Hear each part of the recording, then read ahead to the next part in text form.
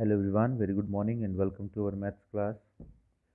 Today we are going to see chapter 13 of our maths book, and chapter 13 is about direct and inverse proportion. Okay, so before starting to discuss about direct and inverse proportion, let us first know about proportion. Okay, what is proportion? What does this word mean? So proपोर्शन मतलब क्या होता है? When two ratios are equal, जब दो ratio दिए हैं और वो इक्वल हों. ठीक है, suppose x1 ratio x2 is equal to है y1 रेशियो y2. ठीक है, तो ये चीज़ क्या कही जाएगी? This is said to be in proportion. ठीक है, दो रेशियो इक्वल हों तो वो प्रोपोर्शन कहलाते हैं. ओके, तो यहाँ हम डायरेक्ट और इनवर्स प्रोपोर्शन के बारे में बात करेंगे. Direct proportion and inverse. तो डायरेक्ट प्रोपोर्शन क्या होता है? व्हेन अ क्वांटिटी इंक्रीज और decrease with some other quantity. Okay, so this is known as direct proportion. That means यदि एक क्वांटिटी इंक्रीज या डिक्रीज हो रही है किसी अदर क्वांटिटी के रिस्पेक्ट में, तो वो डायरेक्ट प्रोपोर्शन होता है. सपोज यदि हम यहाँ पर एक एग्जांपल लें. ठीक है, 1 पेन की कॉस्ट आप मान लीजिए 10 रुपीज़. ओके, तो 5 पेन की कॉस्ट क्या होगी? 10 × 5, दैट मीन्स 50 होगा. ओके, तो यहाँ हम देख रहे हैं 1 पेन था तो कॉस्ट 10 थी, 5 पेन था तो कॉस्ट कितना हुआ? 50. दैट मीन्स जैसे ही हम नंबर ऑफ पेन्स को बढ़ाएंगे तो कॉस्ट भी क्या होगा? बढ़ेगा. तो मतलब यहाँ पर पेन के साथ साथ उसकी कॉस्ट भी क्या हो रही है? बढ़ रही है. ठीक है, तो ये आपका क्या होता है? Direct proportion. या हम अदर वर्ड्स में कहें कि 10 पेन की कॉस्ट है यदि 100 रुपीज़. ठीक है, तो 1 पेन की कॉस्ट कितनी है? तो ये भी आपका क्या होगा? डायरेक्ट में ही होगा. ठीक है, क्यों? क्योंकि यहाँ पर ये डिक्रीज़ हो रहा है तो ये भी डिक्रीज़ हो रहा है, ये डिक्रीज़ हो रहा है नंबर तो कॉस्ट डिक्रीज़ हो रही है. तो इंक्रीज़ या डिक्रीज़ हो एक क्वांटिटी के रिस्पेक्ट में दूसरी क्वांटिटी, तो क्या कहलाता है? वो डायरेक्ट प्रोपोर्शन. ओके, और जबकि इन्वर्स में क्या होता है? इन्वर्स में होता ये है कि यदि हम एक क्वांटिटी को इंक्रीज़ करें तो दूसरी क्या हो? डिक्रीज़ हो. ठीक है, इंक्रीज़ करें तो दूसरी डिक्रीज़ हो, मतलब जस्ट क्या हो? उसका रेसिप्रोकल हो. ठीक है, और डिक्रीज़ करें तो इंक्रीज़ हो. लाइक एक एग्जांपल ले लेते हैं, बेस्ट एग्जांपल. यदि हम टाइम और स्पीड की बात करें. ठीक है, टाइम एंड स्पीड की, तो यहाँ पर ये क्या होता है? दोनों ही इन्वर्स प्रोपोर्शन में होते हैं. ठीक, आप जितना स्पीड बढ़ाओगे उतना ही कम समय लगेगा ट्रैवल करने में, राइट? है ना? स्पीड यहाँ मैंने प्लस लिखा, जितना बढ़ाओगे आप उतना ही टाइम कम लगेगा. ठीक है, जैसे टाइम एंड वर्क हम कह दें, टाइम एंड वर्क का कहें. ठीक है, यदि 10 लोग काम कर रहे हैं किसी काम में. ठीक है, तो टाइम कितना? मान लो 2 दिन लग रहा है. ठीक, और हमने 100 डेज बढ़ा दिए तो यहाँ पर टाइम कितना होगा? 1 लगेगा. तो यहाँ हम देख रहे हैं जैसे बढ़ा रहे हैं ये डिक्रीज़ हो रहा है, बढ़ा रहे हैं ये डिक्रीज़ हो रहा है. ठीक है, तो एक दूसरे के जस्ट अपोजिट हो रहा है, तो ये क्या कहलाएंगे? इन्वर्स प्रोपोर्शन में कहलाएंगे. ठीक है, तो अब हम कुछ कंडीशंस देख लेते हैं डायरेक्ट और इन्वर्स प्रोपोर्शन की क्या होते हैं. तो यहाँ पर एक चीज़ ये है, फिलहाल हम लोग इस 13.1 में डायरेक्ट में पढ़ने वाले हैं, तो ये चीज़ आप याद रखिएगा. यदि एक्स और वाई, ठीक है, एक्स और वाई किस में है? डायरेक्ट प्रोपोर्शन में है, तो ये कंडीशन आप देखेंगे X Y is equal to k होगा, जहाँ पर के क्या है? कांस्टेंट. ठीक है, या फिर हम कह सकते हैं एक्स इज इक्वल टू क्या होगा? के वाई होगा. ठीक, दूसरी बात यह है कि यदि दो क्वांटिटीज़ हैं जो बढ़ रही हैं घट रही हैं. ठीक है, सपोज एक एक्स और एक वाई है, तो यहाँ पर x1/x y1 is equal to x2/y2, यदि वो किस में है? डायरेक्ट प्रोपोर्शन में. ठीक है, ये चीज़ हम यूज़ करने वाले हैं. ठीक है, x1/y1 is equal to x2/y2. Okay, so let's see the question of exercise. तो सबसे पहले यहाँ पर क्या है? Following are car parking charges near railway station. आपको यहाँ कार पार्किंग चार्जेस दिए हैं, यहाँ टाइम दिया हुआ कि 4 घंटे और कॉस्ट दिया हुआ है. ठीक है, तो हमें क्या करना है? यदि हम इसको मान लें, फॉर एग्जांपल इसको हमने क्या मान लिया? एक्स मान लिया और इसको वाई मान लिया. टाइम को हमने एक्स मान लिया और इसको वाई मान लिया. ठीक है, तो यहाँ आपका क्या हो गया? x1. ठीक है, ये आपका क्या हो गया? y1. ये हो गया आपका x2, ये हो गया क्या y2, ठीक है। तो हर केस में क्या है, जो x1 by x2 x upon Y की वैल्यू क्या होनी चाहिए, एक कांस्टेंट मिलना चाहिए, ठीक है। मतलब यदि हम निकाल रहे हैं यहाँ पर x1 और y1 हम निकालें सपोज, ठीक है, मान लीजिए हम x1 अपॉन y1 निकाल रहे हैं, ठीक है। तो यहाँ पर कितना मिलेगा, 4 अपॉन कितना हो गया 60, ठीक है, कितना आया ये 1/15, ओके। अब यदि हम इसको निकालें, ये आपका x2 हो गया और ये y2 हो गया, तो x2 अपॉन y2 यदि हम निकालेंगे तो कितना मिलेगा हमें, 8/100, ठीक है। तो यदि हम यहाँ पर कैंसिल करना चाहें तो 4 2 जा, sorry, x1 by x2 y1 कितना आया था, आपका आया ये 4/60, राइट। तो ये आपका हो जाएगा 1/15। x2 अपॉन y2 जब हम निकालेंगे तो ये कितना हो जाएगा, आपका हो जाएगा 8/100। तो यदि हम 4 से कैंसिल करते हैं तो 4 2 जा एंड 4 25 जा, 2/25। तो हम देख रहे हैं जो रेशियो आ रहा दोनों का ये बराबर नहीं है। और यदि ये डायरेक्ट में होते तो x1 upon y1 is equal to क्या होना चाहिए था, x2 अपॉन y2, ये कंडीशन ट्रू होना चाहिए, ठीक है। तो ये कंडीशन ट्रू नहीं है, इसीलिए क्या है, ये डायरेक्ट प्रोपोर्शन नहीं है, ठीक है। सिंपली आपको क्या करना है, इनको x ले लेना है, ये y, ठीक है। तो एक बार आप 4/60 निकालिए, उसकी वैल्यू जो है वो लिखना है, एक बार आप इसको निकालिए, एक बार आप इसको, इनका रेशियो निकालिए, ठीक है। यदि हर केस में रेशियो क्या आ रहा है, इक्वल आ रहा है, तो ये आपका डायरेक्ट है, अदरवाइज नहीं है। तो ये आपका क्वेश्चन डायरेक्ट प्रोपोर्शन में नहीं है, ठीक है। इसके बाद नेक्स्ट है, a mixture of paint is prepared by mixing 1 part of red pigment with 8 parts of base in the following, find the parts of the base that needs to be added। तो देखिए यहाँ पर हम ये इसको हम जो पिगमेंट का पार्ट दिया हुआ है, ठीक है, ये इसको हम यदि x मान लें और इसको y मान लेते हैं, ठीक है। तो इसको हम रख देते हैं y1, ठीक है, या ये हम इसको रख देते हैं क्या, y2 मान लेते हैं, ओके। ये हो गया y1 दिया हुआ है, y2 y3 y4 and y5, okay.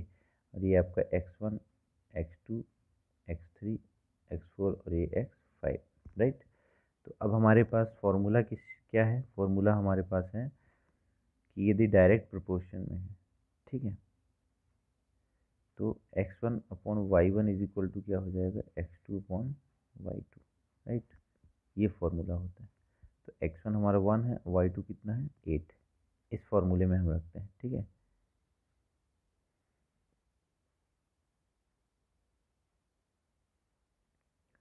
तो यहाँ पर x1 upon y1 is equal to x2 upon y2, ठीक है। तो x1 बाई a1/8 और x2 कितना दिया, 4 दिया, इसको हमने y2 माना।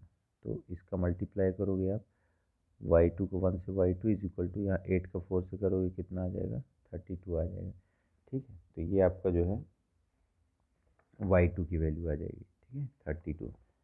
इसी तरह से आपका ये हो गया। अब फिर हम क्या ले लेंगे इसी तरह से, x2 upon y2 is equal to क्या हो जाएगा, x3 अपॉन y3, ठीक है, ये कंडीशन हो जाएगी। तो x2 की वैल्यू जब आप इसमें देखेंगे तो क्या है 7, ठीक है। क्या है x2 की वैल्यू यहाँ पर, सॉरी x2 तो निकल आया था x3, है ना। x2 कितना है 4 और x3 कितना है 7, और ये y2 की वैल्यू हमने कितनी निकाली अभी 32, ठीक है। तो यहाँ हमारा बनेगा 4/32 इज इक्वल टू 7 इसको हमने क्या माना y3 माना, ठीक है। तो यहाँ पर क्या बनेगा 4/3 is equal to 32 into 7, multiply जब हम करेंगे तो 4/3 इज इक्वल टू 32 इंटू कितना हो जाएगा 7। तो y3 इज इक्वल टू क्या हो जाएगा 32 7/4, 4 बन जा और 4 8 जा, ठीक है। तो 7 8 जा कितना हो जाएगा 56, ये आपका आंसर हो जाएगा, ओके। इसी तरह से आपको बाकी भी कर लेने हैं, ठीक है। बाकी यहाँ आप इसकी वैल्यू निकाल सकते हैं, ये हमारा आ गया, ये हमारा आ गया, ठीक। अब आप क्या रख देंगे, x3/y3 is equal to x4/y4, तो आपको ये वैल्यू मिलेगी। इसी तरह आप x4/y4 is equal to x5/y5 रखेंगे तो आपको ये वैल्यू मिलेगी। ओके, नेक्स्ट क्वेश्चन देखते हैं। नेक्स्ट क्वेश्चन है, in question 2 above if part 1 red pigment requires 75 ml base, how much red pigment should we mix with 1800 ml of base. तो यहाँ पर क्या कह रहा है कि यदि हमें कितना चाहिए, 1 पार्ट ऑफ रेड पिगमेंट, ठीक है, 1 पार्ट रेड पिगमेंट कितना चाहिए, 75 ml base, how much red pigment should be mix with 1800 ml of base. तो देखिए इसको कैसे करेंगे हम, इस क्वेश्चन में ऊपर वाले में 1 पार्ट, मतलब यहाँ पर हम ले लेंगे x1 इज इक्वल टू 1, ठीक है, y1 इज इक्वल टू कितना हो गया, रेड पिगमेंट कितना लग रहा है हमको, 75, ओके। और x2 पूछ रहा how much red pigment, okay, कितना रेड पिगमेंट चाहिए, तो ये हमको नहीं पता है। y2 कितना दिया हुआ है आपका 1800 ml, ठीक है। तो हम जानते हैं फॉर्मूला क्या हो जाता है, x1/x2 is equal to y1/y2, ठीक है। अब ये जो वैल्यूज़ हैं इन वैल्यूज़ को हम क्या करेंगे, यहाँ पुट कर देंगे, ठीक। तो देखिए क्या बनेगा, x1/x2 मतलब 1/x2, क्या बनेगा 1/x2, और यहाँ कितना हो जाएगा 75/1800, क्रॉस मल्टीप्लाई करोगे तो 75x2 इज इक्वल टू 1800, तो x2 इज इक्वल टू कितना हो जाएगा 1800/75, ठीक है। तो कैंसिल इसे करते हैं, 5 से कर देते हैं तो 15 आ जाएगा, 5 से करेंगे तो कितना आएगा 36 ठीक है। अगेन हम इसको 5 से करेंगे, 5 3 ज़ा और 5 7 ज़ा 5 2, ठीक है, 72/3, अगेन 3 से 3 1 ज़ा 3 और 24, तो कुल मिला के हमें जो आंसर मिलेगा x2 वो कितना मिलेगा 24, ठीक है। तो कितना हमें ज़रूरत होगी रेड पिगमेंट की, 24, ओके, 24 पार्ट्स, ठीक है। You can match your answer. Next question, next question है question number 4, and question number 4 जो है, it says a machine in a soft drink factory fill 840 bottle in 6 hours, how many bottles will it fill in 5 hours। तो bottles को हम x मान लेते हैं और टाइम को आवर्स को हम y मान लेते हैं, ठीक है। तो देखिए यहाँ पर x1 कितना मान लेते हैं, कितनी बॉटल्स दिए हुए हैं 840, ओके। y1 टाइम कितना दिया हुआ है 6 आवर्स, ओके। और x2 कितना दिया हुआ है, हमको निकालना है कितनी बॉटल, ठीक है। एंड y2 कितना दिया हुआ है 5 आवर्स। इसको आप चाहें तो ऐसे भी एक टेबल बना सकते हैं जैसे बुक में दिया हुआ है, ठीक। इस तरह से यहाँ आप इसको लिख दीजिएगा बॉटल्स x, ठीक है, x, और यहाँ पर क्या हो जाएगा आवर्स, ठीक है, क्या हो जाएंगे y।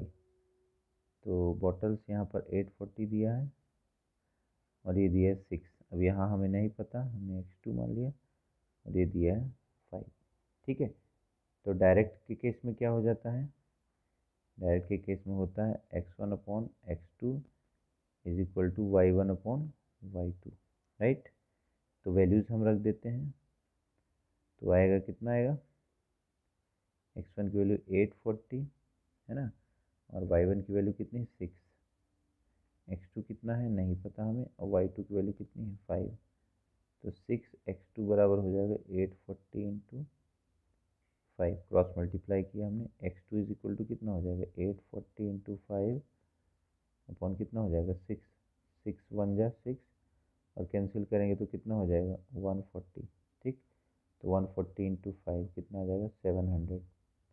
तो कितना आएगा 700 बॉटल्स, ये आपका आंसर। ठीक है, नोट करिए इसे and see the next question now. Next question है question number 5।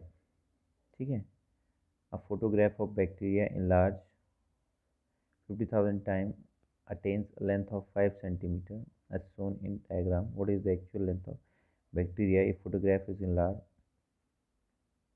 20,000 times only? What would be its enlarged length? ठीक, तो यहाँ पर x1 कितना दिया हुआ है, x1 दिया हुआ कितना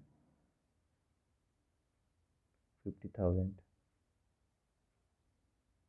y1 कितना दिया हुआ है, कितना सेंटीमीटर आ रहा है 5 सेंटीमीटर, x2 कितना दिया हुआ है वहाँ पर 20,000, y2 हमें निकालना है। ठीक है, तो हम क्या करेंगे x1 y1 is equal to x2 y2 करेंगे। ठीक है, तो x1 की वैल्यू कितनी है 50,000 और y1 कितना है 5, x2 कितना है 20,000 और ये हमको निकालना है। ठीक है, तो हम क्या करेंगे, देखिए यहीं से कैंसिल आउट कर देते हैं तो मल्टीप्लिकेशन का टाइम बच जाएगा। 4 जीरोज यहाँ से आप कैंसिल आउट कर दीजिए। ठीक है, तो यहाँ पर कितना बचेगा 5 से 5 भी कैंसिल हो जाएगा ऊपर नीचे। ठीक, तो 1/1 इज इक्वल टू 2/y। ठीक है, 1/1 इज इक्वल टू 2/y, तो y इज इक्वल टू कितना हो जाएगा 2 सेंटीमीटर। ठीक है, ये आप अपना आंसर मैच कर सकते हैं नंबर 5। ठीक है, y इज इक्वल टू कितना आ गया 2 सेंटीमीटर। ओके, कुछ और भी शायद इसमें पूछा गया है, इन लार्ज लेंथ। ठीक है,